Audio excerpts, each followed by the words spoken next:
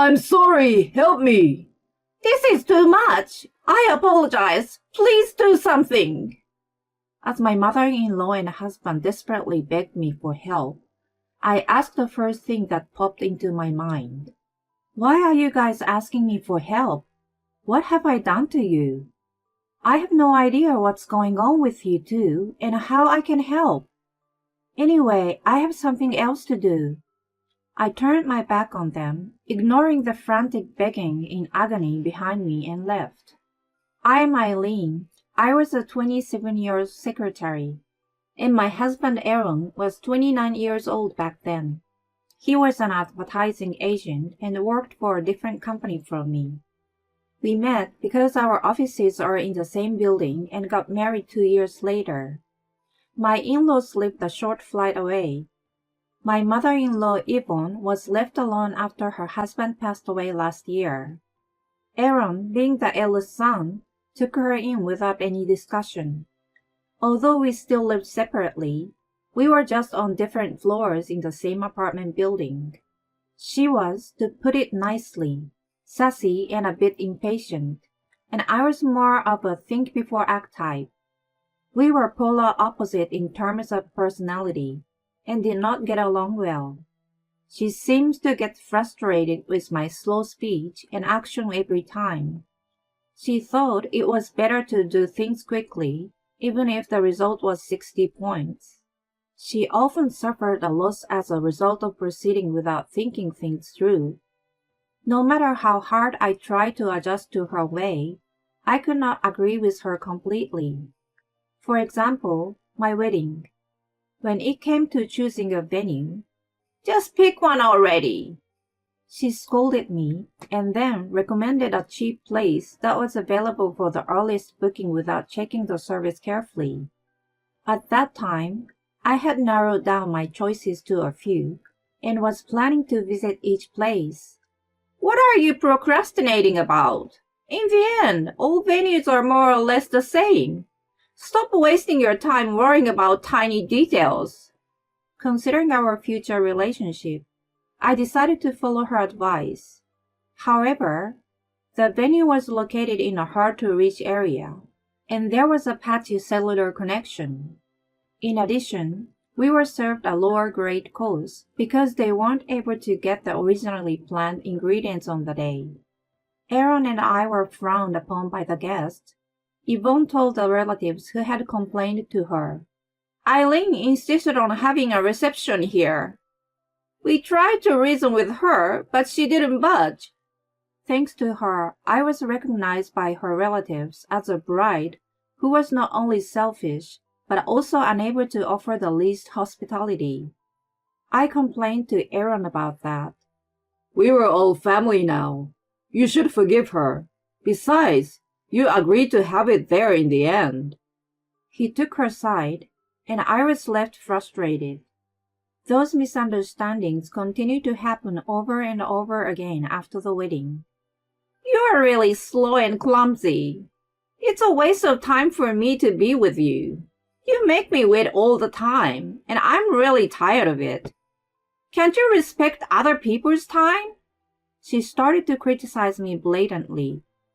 That happened because she changed the plan earlier due to her impatience, and I was just on time. "I'm sorry, but I just followed the original schedule." "Are you telling me it's my fault? Can't you be more flexible?" "I'm not saying it's your fault, but I have other plans too. Surely you are not that selfish to think that everyone else should accommodate you." "Who do you think you are talking to? Don't you dare talk back to me." I knew that Aaron wasn't going to deal with her, so I stopped being nice and directly addressed her. She probably never dreamed of being talked back by me. She became so furious that you could boil water on her head. She told Aaron about that in a very exaggerated manner, and I was yelled at by him later. "Why are you so selfish? Stop irritating my mother." He became completely on her side after that. At that time, my father-in-law was still alive and gave her a slap on her wrist. "If you can't be nice to your daughter-in-law, It's only a matter of time before this house will cease to exist. When that happens, who will take the responsibility? You have always pushed other people around and caused nothing but trouble. I've been the one to clean up your mess every time.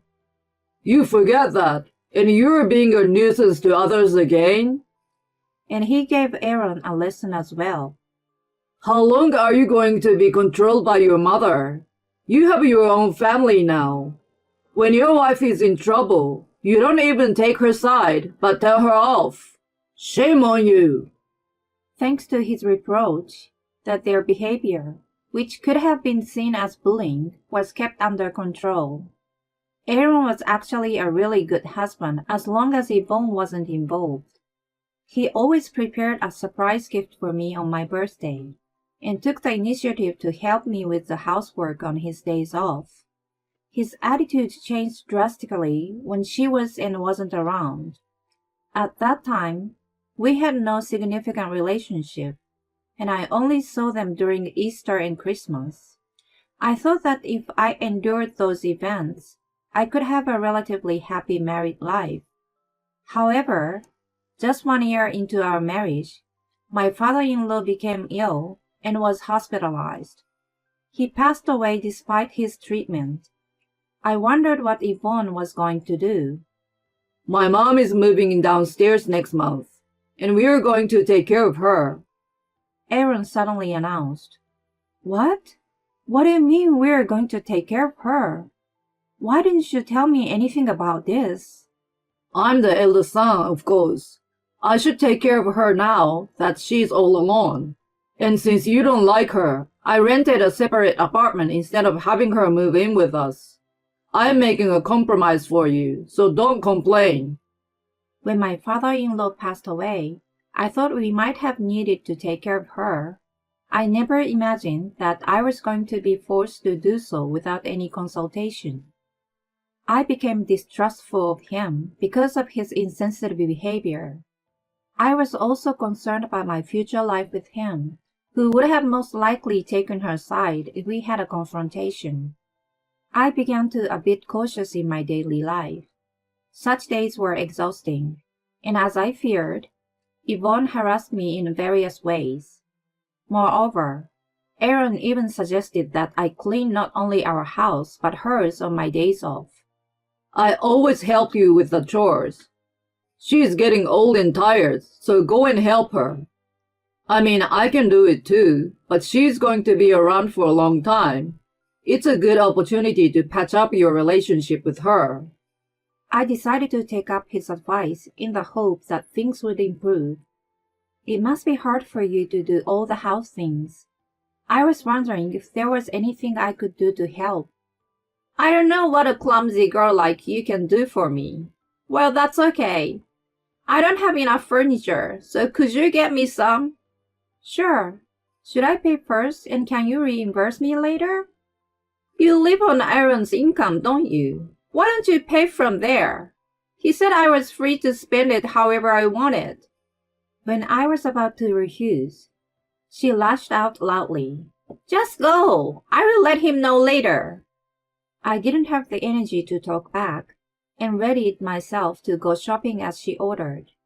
Then I realized that the things she asked me to buy were large shelves and a coffee table, all of which were difficult to carry by myself. I'm sorry, but these are all big and heavy things. I'd rather wait and go with Aaron. Are you serious? He works so hard. Are you going to make him work even more on his day off? Do you even care about him? If I talked back to her even a little bit, she got upset and yelled at me harshly. I gave up and decided to obey her. Furthermore, Aaron gave her the duplicate key to our house, so she entered without permission while we were at work. She began to open the mail and ransack the bedroom. She may be your mother, but to me she's an outsider. I can't stand it when she comes in and out of our house freely, peeks into our bedroom, and opens our mail without permission. Ask her to stop. He responded with an okay at the moment, but her behavior did not improve. I thought that if things continued as they were, divorce would have been the only option. I felt I was losing my feelings for him. Then, one Friday, Aaron had a day off. I came back from work to find Yvonne relaxing in the living room as if it were her home. Surprisingly, when she noticed me, she made an unusual gesture. "Oh, you are back. Hi, Yvonne. I went shopping with Aaron today and found a delicious-looking cake. You have been very kind to me, so I bought it as a thank you and put it in the fridge. I tripped earlier, and it crumbled a little. I'm sorry." I was astounded, and then Aaron joined in. We'll go to a furniture store a bit farther away tomorrow. Mom really wants a bed from there. You're off, so come with us. It's late to have the cake tonight, so let's have it before we go out tomorrow. He was grinning derisively, and I got a hunch that the cake wasn't an honest gift. Okay, why don't we leave after lunch then? Satisfied, the two of them went to clean Yvonne's apartment in preparation for the new bed. I checked the cake in the fridge after they were gone. There was a round chocolate cake that had clearly been tampered with in one place. I could easily have guessed that Yvonne was going to make me eat that questionable part. To cover it up, I ran to a deli and bought a chocolate bar. I melted it down and reapplied it to the top of the cake so that no traces of it could be seen. I moved the strawberry on top a little so that only I could see the questionable part. The next day, Yvonne came over a little earlier than scheduled. "Good morning. You're just in time. I just finished preparing the cake, so please have a seat." I tried to fix the crumble part. "Oh, of course, I will eat that part, so it may not matter to you." "Oh my, that's unusual for you. You got things done ahead of time, and you've even learned to be considerate. Is Aaron up yet?" "I'm sure he will be up soon." Immediately after, he came to the living room after waking up from sleep. When he got ready to go, the three of us decided to have the cake. He wasn't much of a fan of sweets. Mom, have mine. He handed his plate to her after eating half of his slice. She finished the other half happily. Meanwhile, they both grinned at each other, watching me eat. I knew they had done something to the cake. I thought there was something extremely spicy or bitter in it. The two, who were supposed to be eating the part in question, showed no sign, and I was honestly disappointed. As soon as we finished, "Well, let's go. Can you drive home?"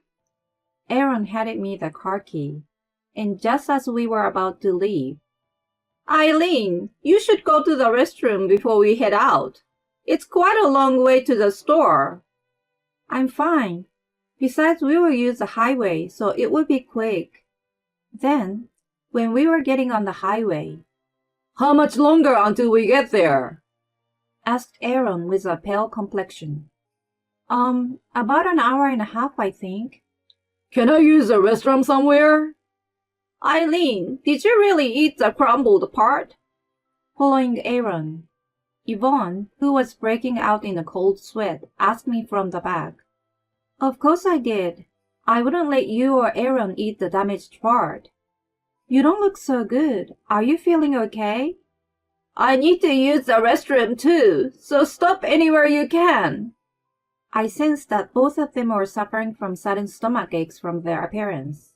My mischievous spirit got the better of me, and I dared to drive slower and past the first exit. "Come on! I mean, how come you're okay?" "What are you talking about?" Aaron looked like he was trying very hard not to yell at me, and asked a bizarre question. "No, it's nothing." "I mean, you guys did something to the cake, didn't you? It's obvious. If you don't tell me honestly, I will skip the next exit." I could see them gasp. "I don't know what you're talking about." "Oh, so you're not going to tell me?" "It's a laxative. We put a laxative in it." I wanted to teach you a little lesson. My hunch was right. I was so glad that I reapplied the chocolate the night before. Please get off here. I let them out of the car at a gas station we had just arrived at. As soon as they stepped outside, Aaron gasped, "Ugh." I heard him curse in a whisper. Then a faint stench hit my nose, and it was clear to us all that the worst had happened. "You guys are not feeling well, so stay here and rest." I'm sorry, help me. "This is too much. I apologize. Please do something." "Why are you guys asking me for help? What did I do to you?" "I have no idea what's going on with you two, and how can I help? Anyway, I have something else to do." Ignoring their frantic pleading and begging, I started the car and rushed home. When I got there, I packed up my belongings and evacuated to my friend's house. I then went to see a lawyer with my journal, which had details of Yvonne and Aaron's bullying, and the data of recorded conversation about the laxatives. Later, I was told that they called the car service to get home. Damn you! The car service is charging me for dry cleaning because of you. You pay for it. Why should I? I mean, how did you make such a mess? I questioned Aaron, who called me in a rage, but he must have felt embarrassed to explain and became silent. "Well, it doesn't matter. I'm divorcing you. Please speak to my lawyer from now on. I'm sure you will get a letter soon." Wait, why are you talking about divorce? "Of course. You enjoyed bullying me with your mom. Not only that, you guys even tried to drug me. I can't live with someone like that. More importantly, an adult man who leaked." I couldn't help but burst into laughter. Yvonne, who was apparently listening in on the speaker, screamed, "We don't want a woman like you anyway. Don't ever show your face in front of us again." Yvonne, I will make sure to bill you for the furniture and other things. Let me make something clear to you. I earn more than Aaron does. I paid for you out of my premarital savings." She was screaming on and on about something, but I ignored her and hung up the phone. A few weeks later, my lawyer told me that Aaron had negotiated to pay alimony in installments, and Yvonne refused to repay me. When my lawyer told her that I could file a police report about the drugging, she agreed to my request. I refused to accept Aaron's installment offer. "You have your father's inheritance, don't you? So please pay me in one lump sum." In the end, he agreed to pay me by giving up most of the inheritance. His income alone was not enough to cover his rent, so he moved to an inexpensive apartment with his unemployed mother. The last time I saw him was at the gas station with a very pale face. I left everything to my lawyer, and our divorce was finalized without needing me to face him again. I accepted a transfer that my work had approached me. I have now started a new life in a new city. My lawyer tells me that she's sometimes contacted by Aaron about getting back together. I have all that handled by her. I am out of my difficult life in which I had no one on my side and was being attacked by two people. I'm enjoying my freedom while I'm busy working hard in a new position. Now that I have received a lot of alimony, I'm thinking of going on a trip once my work is settled.